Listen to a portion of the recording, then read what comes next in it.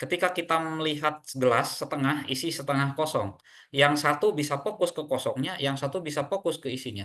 Hasilnya beda. Ya, minuman saya hilang separuh dengan alhamdulillah masih tersisa separuhnya. Yang satu pesimis, yang satu optimis. Itu tergantung bagaimana kita mengambil perspektif.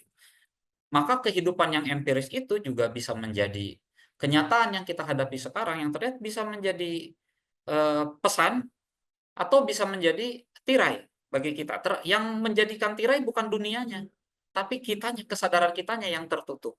Berpikir justru adalah upaya untuk memahami yang tersirat, yang gaib di balik yang tersurat. Yang tobi'i, yang natural, di baliknya ada pesan moral bagi kita. Di balik pesan moral itu juga ada upaya untuk menuju kesadaran spiritual. Kemudian Al-A'raf ayat 184. Apakah mereka tidak merenungkan bahwa teman mereka Nabi Muhammad tidak gila sedikit pun? Dia hanyalah seorang pemberi peringatan yang jelas. Karena waktu itu Nabi Muhammad itu ketika memperingati masyarakat yang berada dalam zona nyaman, gitu ya, ya sudah terbiasa kan mengikuti pakem yang sudah ada, yang sudah turun temurun. Tiba-tiba ada orang yang memberikan peringatan, ayo masuk ke dalam jalan keselamatan. Kita jadi ingat juga cerita Sokrates ya gitu, yang kemudian dihukum minum racun gitu. Mau dibebaskan tapi Sokrates lebih memilih dihukum daripada harus mengakui dia salah gitu untuk mengingatkan masyarakat. Dia tetap menerima hukuman gitu dengan menerima hukumnya diracun dan meninggal gitu ya. Gitu. Nah, Kanjeng Nabi di awal-awal itu dianggap orang gila. Itu disebarkan itu oleh Abu Jahal juga bahwa Nabi Muhammad itu gila. Itu oleh uh, Abu Jahal nanti kemudian manas-manasin Walid bin Mughirah gitu ya. Bahwa nanti kalau kamu orang-orang masyarakat itu sebetulnya tidak suka dengan itu, jadi kamu akan kehilangan muka kamu, akan kehilangan empati masyarakat kalau kamu kemudian terpengaruh oleh Muhammad Rasulullah.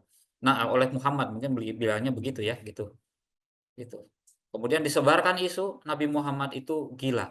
Dan orang banyak yang percaya. Tiba-tiba yang tadinya dipanggil Al-Amin, tiba-tiba orang percaya begitu saja dengan informasi dadak-dadakan. Hanya gara-gara kemudian menyampaikan. Kalau mereka berpikir, mereka akan melihat ini orang dari dulu, pertama dari dulu itu jujur, tidak melakukan apa cacat-cacat moral. Di antara semua orang Muhammad lah, Kangjeng Nabi lah yang paling jujur. Harusnya itu menjadi dasar pertimbangan. Ini kan data awal. Itu data-data awal yang sudah terkumpul bagaimana Kangjeng Nabi hidup dengan masyarakat Arab. Yang kedua, ketika turun Al-Qur'an dan disampaikan Al-Qur'an itu kepada masyarakat, bahasa Al-Qur'an adalah bahasa yang mengandung unsur ijaz, kemukjizatan salah satunya dalam unsur kebahasaannya, unsur sastranya. Nabi Muhammad terlahir fil ummiyin dari orang yang tidak terlatih dalam pendidikan. Ummiyin itu masih digendong, itu seperti masih masih murni seperti baru lahir dari ibunya, belum banyak dilatih, belum banyak ngelakon, belum banyak dididik, belum banyak literasi, belum banyak edukasi. Kok bisa kemudian gitu mengucapkan kalimat-kalimat yang itu memiliki tingkat kesastraan yang sangat tinggi? Kan tidak mungkin harusnya gitu. Kalau lihat data-data itu harusnya berpikir ini orang jujur. Tiba-tiba kemudian ada asumsi, ada emosionalitas karena tidak menerima sosok seperti Nabi Muhammad gitu yang bukan siapa-siapa, kemudian itu mengubah berusaha mengubah cara berpikir masyarakat itu yang sudah berada dalam zona nyaman, yang terkungkung oleh terkungkung oleh eh, golongan yang feodal pada saat itu, para pengusahanya. Kalau Anda nonton film The Breed of Hero tentang Bilal bin Robah ya, tonton aja Bilal bin Robah New Breed of Hero. Anda akan melihat bagaimana penyembahan berhala itu sebetulnya dikelola oleh para pemilik modal gitu ya. Gitu. Datang Kanjeng Nabi Muhammad ya jelas ngambek lah gitu. Sumber penghasilan mereka bisa berkurang itu.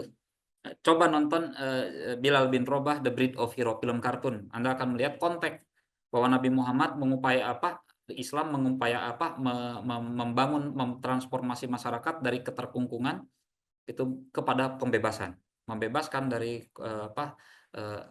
dari sistem sosial yang tidak adil di mana masyarakat dijadikan objek gitu. Nah, jadi apakah mereka tidak merenungkan? Coba ingat-ingat dulu data-data awal. Hubungkan data-data faktual ini secara utuh. Maka berpikir yang tepat adalah Anda mendasarkan pemikiran Anda kepada data-data faktual. Jangan karena emosi. Paling banter aktual dalam fenomena kita adalah pilkada, pemilu, dan pilpres. Gitu ya. Maaf ya, saya dari dulu tidak mau terjebak. Bagi saya dua belah pihak itu kalaupun jahat tidak bisa jadi iblis gitu ya. Pasti ada unsur malaikatnya. Tidak ada manusia yang sempurna. Pasti yang satunya punya kekurangan, yang satunya punya kekurangan, yang lainnya punya kekurangan dan kelebihan. Saya tidak mengenal gitu. Misalnya kemarin dua ya, yang dulu juga dua. Saya tidak mengenal secara utuh tentang dua pasangan calon itu. Tidak punya data lengkap, tidak mengenal secara utuh, saya mendapatkan berita dan pemberitaan sekarang bisa dibuat dan bisa di framing. Gimana kalau berita yang nyampe ke saya itu salah, kemudian saya terjebak dalam emosi, saya membuat keputusan dalam emosi itu. Keputusan itu dibuat sebagai hasil dari kesimpulan. Orang punya kesadaran, punya menyimpulkan sesuatu, kemudian dia memutuskan sesuatu. Tidak ada keputusan yang keluar dari cara berpikir, dari hasil pemikiran. Sebelum memutuskan, kita punya kesimpulan. Kesimpulan saya begini, keputusan saya begini. Tapi lihat bagaimana agama mengajarkan. Jangan memutuskan ketika lagi emosi. Lagi sedih, tenangkan dulu. Netralisir dulu. Jangan-jangan bisa dipastikan nggak informasi yang kita terima tentang Jokowi misalnya, atau tentang Pak Anies Baswedan, atau tentang Pak Prabowo misalnya, atau tentang itu betul-betul faktual. Atau jangan-jangan ada framingnya, ada faktualnya tapi bercampur dengan framingnya, jadi abu-abu. Nah, kemudian kita menyimpulkan sesuatu. Wah, ini berbahaya sekali. Itu tidak Qurani berpikirnya. Apalagi kalau ternyata kita keliru. Bisa keliru kita. Manusia bisa keliru nggak? Bisa sekali. Sangat-sangat bisa. Niat baik saja tidak cukup. Banyak orang punya niat baik tapi ternyata ketika berpikir keliru. Data yang diambil keliru. Gimana kalau jadi fitnah? Siapkah kita menanggung? Siapkah kita menanggung dosa-dosa dari memfitnah orang secara habis-habisan? Betapapun kita menggaungkan Allahu Akbar, tapi wala talbisul haqqo bil batil gitu ya. Gitu. Satu talbisul haqqo bil batil, yang satu taktumul haqqo. Taktumulnya simpan dulu. Talbisul haqqo dulu bil batil. Jangan kemudian mencoba untuk membela kebenaran dengan sikap yang keliru, karena itu bisa menjadi kekeliruan. Itu berbahaya dan mencelakakan bagi diri kita sendiri. Itu, saya nggak tahu ya kalau ternyata fitnah nih gitu. Pak Anies Baswedan difitnah, Pak Jokowi difitnah, dan memfitnahnya menggunakan kalimah-kalimah suci. Apakah menjadi suci fitnah itu? Misalnya saya maling nih, gitu, maling kambing gitu ya, menggunakan syahadat, jadi suci nggak itu? Saya pikir enggak ya gitu. Atau saya maling kambing, niatnya untuk kurban, dikurbankan kepada fakir miskin, itu boleh nggak sih sebenarnya gitu, gitu. Gitu. Coba gitu. Nah, maka bagaimana dengan memfitnah orang? Ternyata kita terjatuh dalam fitnah, meskipun kita niatnya membela agama. Kira-kira gimana tuh? Terhapus nggak fitnahnya tuh? Gitu. Wah, itu berat sekali tanggungannya ya. Gitu. Kita bangsa Indonesia ini dari dua belah pihak yang berseteru, kayaknya harus banyak-banyak tobat gitu ya. Itu. Nah, itu. Jadi kita seringkali membuat kesimpulan atas dasar asumsi keberpihakan, tidak kemudian didasarkan kepada data-data awal yang firm data awalnya itu, ya itu firm gitu. Jadi kalau tidak firm, itu masih disampaikan oleh orang yang bisa keliru, oleh orang yang fasik. Maaf, kalau bicara kan kita tahu ayatnya ya, tentang yang fasik. Ya, kalau datang berita dari orang yang fasik, itu maka kita harus cari tahu dulu, tabayun dulu. Sebentar, balik ke diri kita sendiri. Di diri kita ada kefasikan nggak dalam diri kita? Kalau dalam diri kita ada kefasikan, maka pastikan orang untuk memeriksa informasi yang diterima dari kita. Biarpun niat kita jujur, karena kita salah satu indikator fasik itu melanggar perjanjian dengan Allah. Pernah nggak melanggar perjanjian dengan Allah? Salah satunya, pernah nggak kita memutuskan tali silaturahmi? Contoh pilkada dan pilpres kemarin. Ramadan Nasir. Ya, sering nggak kita memutuskan bermusuhan dengan orang, memutuskan tali silaturahmi. Dalam pilpres itu dulu bahkan ada keluarga yang sebenarnya jadi berantem. Itu mutusin tali silaturahmi dan itu tuh tanda-tanda melanggar perjanjian Allah. Itu berarti ada unsur kefasikan dalam diri yang bersangkutan. Dalam diri saya juga banyak. Seringkali saya kemudian melakukan kehilapan, berarti ada unsur kefasikan dalam diri saya. Nah, makanya kayaknya di hampir semua orang punya unsur kefasikan dengan gradasi yang berbeda-beda. Karena itu, maka setiap berita harus kita periksa dulu. Hati-hati. Kan begitu ya. Jadi berpikir yang tepat itu adalah berpikir secara berdasarkan data-data faktual. Kalau kita tidak dapatkan datanya, maka jangan pernah memastikan sesuatu yang belum pasti. Jangan pernah berpijak kepada sesuatu yang syubhat. Karena itu menghancurkan agama. Anda lebih tahu tentang hadisnya. Jangan berpegang pada yang syubhat karena syubhat menghancurkan agama. Menghancurkan bangunan keagamaan dalam diri kita yang sudah kita bangun dengan susah payah. Ada surat Sabah ayat 46. Katakanlah Nabi Muhammad, berkata, wahai Muhammad, aku hendak menasihatimu dengan satu hal saja, agar kamu bangkit karena Allah, baik berdua maupun sendiri. Kemudian pikirkan perihal Nabi Muhammad, kawanmu itu tidak gila sedikit pun. Dia tidak lain hanya pemberi peringatan bagi kamu bahwa di hadapanmu ada azab yang keras. Ini terkait dengan posisi Nabi pada saat itu masih gabung, gitu ya. Posisi Nabi yang tiba-tiba dalam zona aman, lagi terlelap, orang lagi nyaman-nyamannya muncul, datang mengingatkan masyarakat, ayo berubah, ayo. Nah, Kanjeng Nabi ibarat kata dalam hadis itu seperti intel katanya.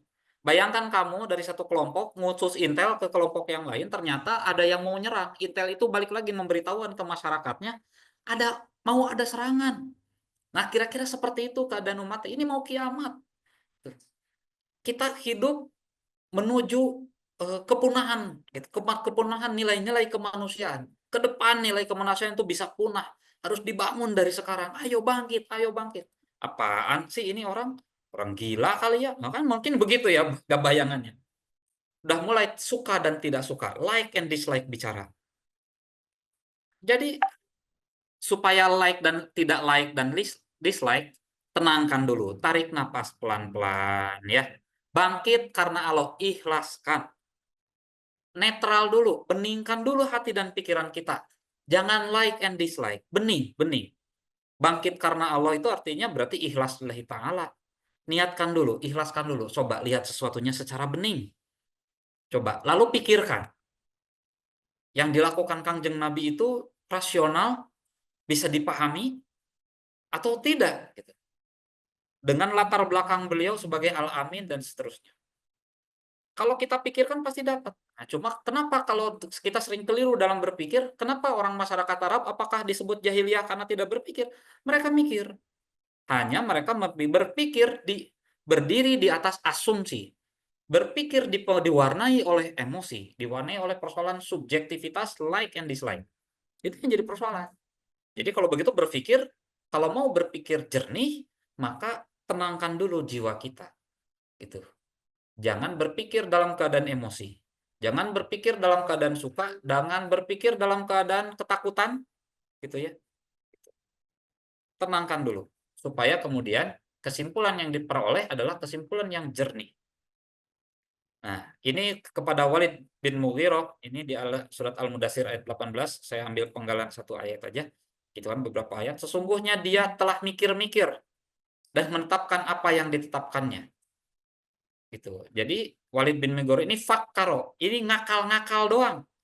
Fakkaro akal-akalan, membuat akal-akalan, mikir-mikir. Apa pembedaannya dengan berpikir? Kalau berpikir kita mencari kebenaran. Kita mencoba menemukan apa ya di balik ini ada apa? Dan kita ingin menemukan. Kalau akal-akalan, fakkaro, ini mencari pembenaran. Ini bukan ingin menemukan. Ini ingin menjustifikasi diri. Gitu. Ingin menutupi kebenaran. Ingin membenarkan diri sendiri, dari awal sudah menetapkan bahwa saya benar, orang lain salah. Nah, kira-kira begitu. Lalu kita kemudian mencari alasan untuk membenarkan diri kita. Sesuai dengan tendensi kita bahwa kitalah yang benar, dia yang salah. Ini sering terjadi dalam debat ya. Karena itu para sufi itu tidak suka dengan debat. Kalau dialog boleh gitu ya. Wajadilhum billadzi hiya ahsan, itu berbeda dengan debat. Debat yang kita temukan saat ini adalah debat bagaimana kita bukan menemukan kebenaran, tapi bagaimana kita mempertahankan gitu ya, mempertahankan posisi gitu,